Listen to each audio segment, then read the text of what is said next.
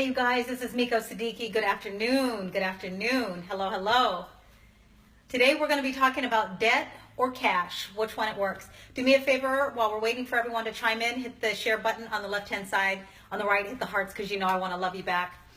Today I want to talk to you about finances today.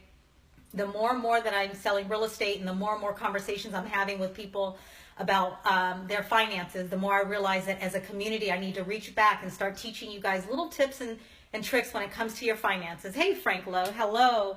Hey James, how you doing? Hey Daniel, I hope you're doing okay over there in the hospital. So, hey Mark, I see you. So you guys, today I want to talk about debt or cash, and like I was sharing with you earlier, it's so important. Again, do me a favor, hit the share button on the left-hand side, because today I want to talk about finances, and I want everyone to really take a part in this conversation. So here's the thing. I have clients that have over $100,000 in student loan debt, and then they sold their house and they had well over $100,000 that they were going to have. And their question to me was, Miko, should I take that money and pay off the student loan debt, or should I take that money and put it down on a house?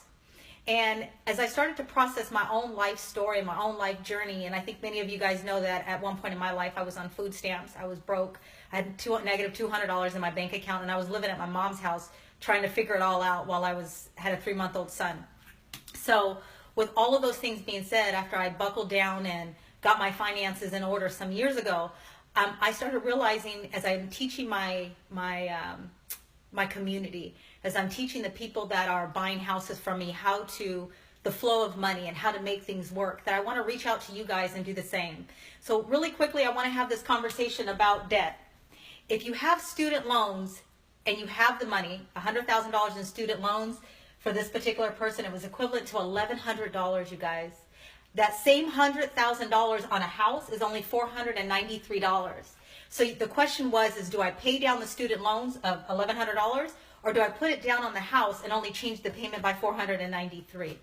I think you guys know what my answer is.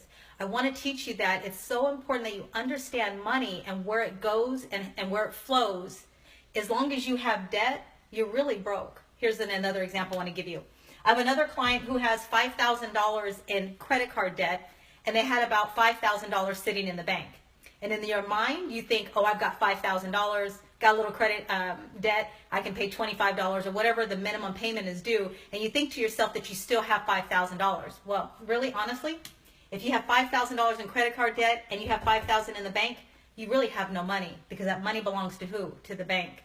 So I want you guys to change your mentality and get out of the mentality of holding on to your money and holding on to debt. Get out of debt, free yourself, and start becoming owners. Owners of, like I've shared with you before, owners of homes, owners of stock. Start creating generational wealth. And you can't do that with the mentality that I have $100,000 in student loans and I'm going to take that money and put it down on a house. Because that money down on a house still leaves you $1,100 a month of student debt. If you have $5,000 in the bank and you turn around and have $5,000 in credit card debt, you're still broke. Get out of that mentality, you guys, and start paying off your debts and start becoming owners. And there's a book I want you to read. It's one of my favorite books. It's called The Richest Man in Babylon. And he talks about how important it is to start paying thyself first. So I want to recommend that you guys read that. And I want to start talking to you more because, again, if you get out of the hood, out of the ghetto, if you get out of being broke, it is our goal, our responsibility as people is to reach back and help those behind us so that they can get up and do exactly the same thing. So today's conversation is briefly about if you have $100,000 in debt and you got $100,000 in the bank, you're still broke. If you have $5,000 in credit card and you have $5,000 in the bank, you're still broke. The only way to get out of being broke is start to become an owner. Start to read, start to educate yourselves. I have a program that's getting ready to come out called the Budget Blueprint.